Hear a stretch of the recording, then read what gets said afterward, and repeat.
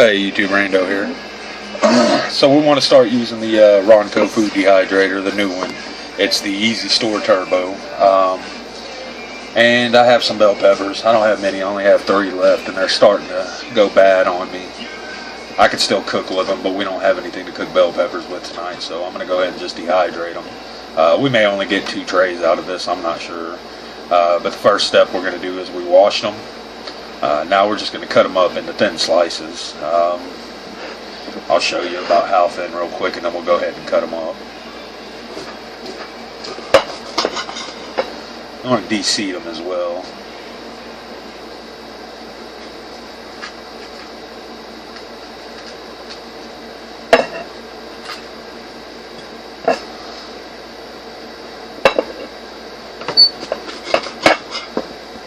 So that's a little bit thick. Take that off, get the seeds out.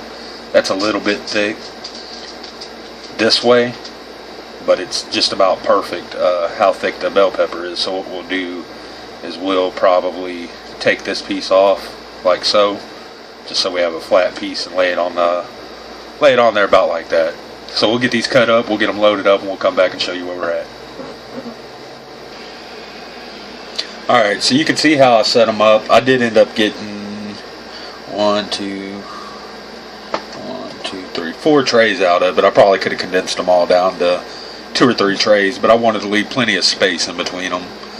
You're already running the dehydrator, you may as well use as many trays as you can and get as much airflow through there as you can. Thought I got all the seeds off. There's still a few seeds in there. But you can see my spacing. I left quite a bit of space in there. If you want to keep the color of your bell peppers, you're going to want to blanch them. I'm not blanching these because we're going to use these in stews and soups and stuff like that. If you were wanting to use them for, say, fajitas, you would want to blanch your bell peppers. And by doing that, well, there's a bunch of different ways we can do it.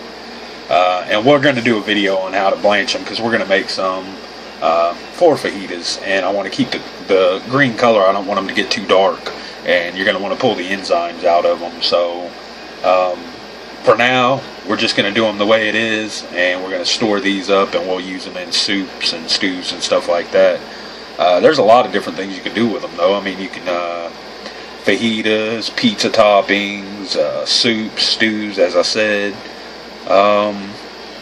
You know, there's a bunch of different ways you can use dehydrated bell peppers. So we'll do a video one day on how to rehydrate them and actually cook them in oil after you rehydrate them. That's the fun part. You actually have to dry them off when you're done rehydrating them to keep the water more level down before you actually put them in the hot oil. So how I'm going to do this, I'm going to set it because it doesn't give you a specific temperature for anything. It's saying peppers are going to take roughly 3 to 20 hours depending on what they are.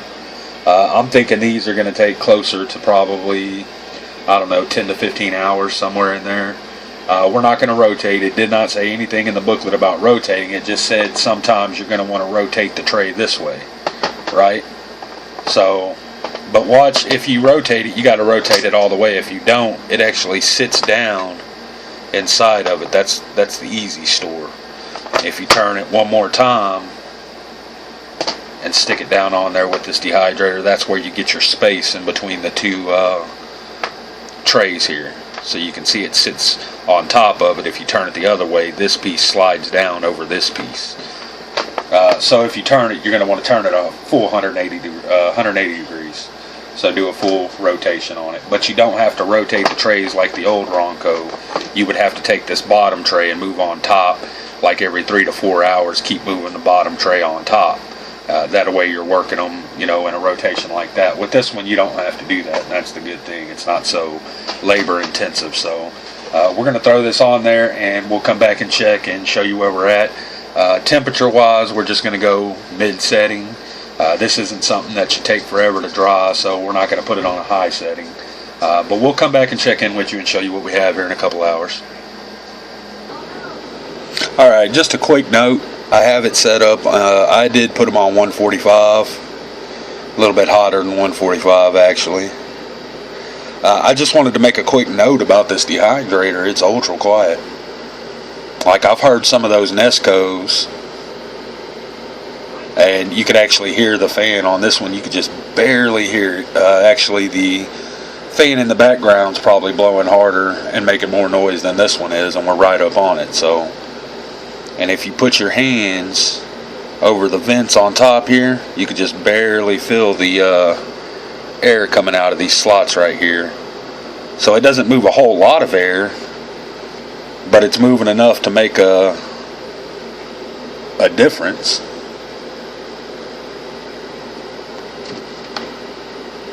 And the trays are starting to heat up a little bit. I can feel the heat coming out now. I don't know. Right now it's we're going to call it 3:30. It's actually 3:26 p.m. We're going to see how long these take. I'm hoping they'll be done by midnight because I put them on a higher setting. I could run them 160, but I don't think you dehydrate anything at 160. Besides maybe beef jerky or something like that, maybe. Which I've always done my beef jerky around 125 to 130, somewhere in there. However hot my dehydrator gets, and it doesn't cook. I'll guarantee it doesn't go up to 135. So probably somewhere between 105 and 110 is what the original Ronco runs. Somewhere in there. I don't know. We'll check back in a couple hours. I'll show you what we have. And then when I go to check it, we'll just update throughout the video. It's nice evenly though.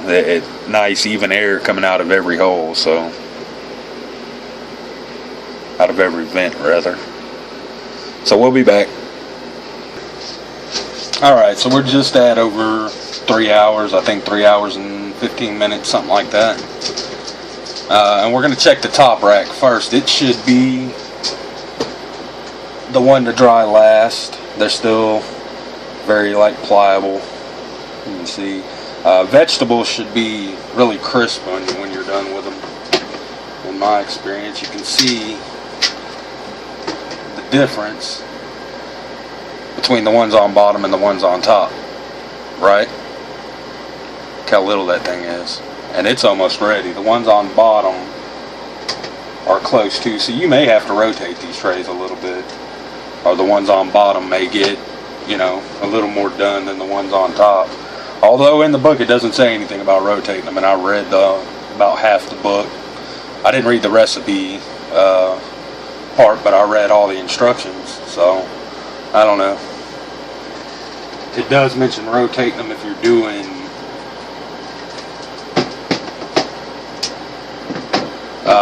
fruit leather, but like fruit roll-ups.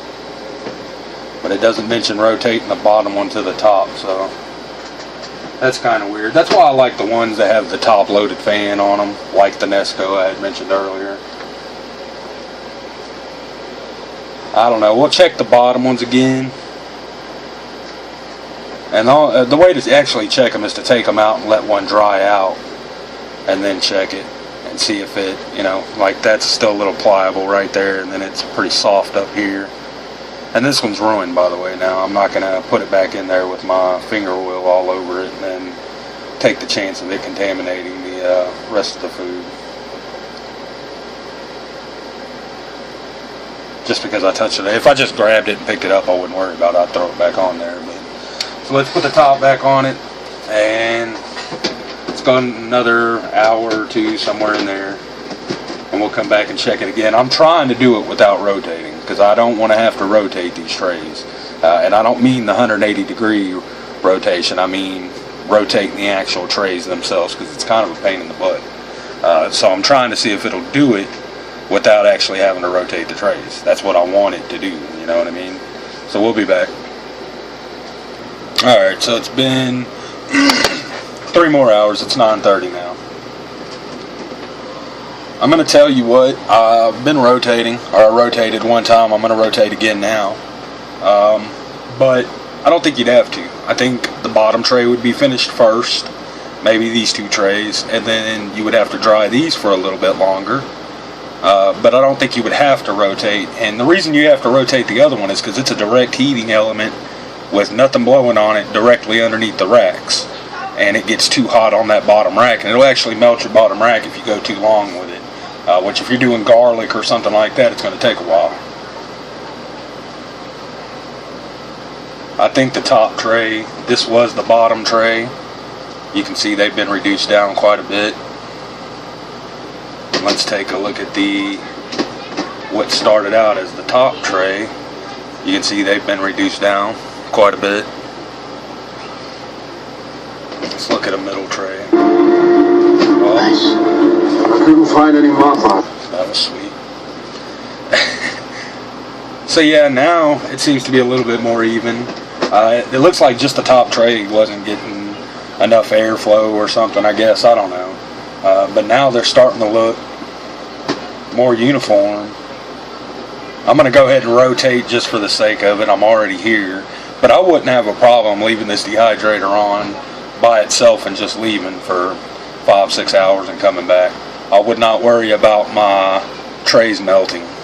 And that's what you have to worry about on the cheaper Ronco, is the bottom tray will actually melt if you're not careful. So you have to rotate to keep it cooled. I don't know. See, that's done. Or I'd say that's done. I'm probably going to go ahead and pull them and call them done. All I'm going to do is, I'm going to throw these in a Ziploc bag because we're going to use these for flavoring. We're going to make like a bell pepper powder out of them and use them to, you know, add to stews and soups and stuff like that. I even like bell pepper powder, the flavor, you know. I don't know what you would call it. I just grind up bell peppers, you know, dried bell peppers, grind them up and use that flavoring in my hamburgers and stuff and enjoy it, meatloaf, stuff like that. But I'm going to call these done. Check this bottom tray just to be safe.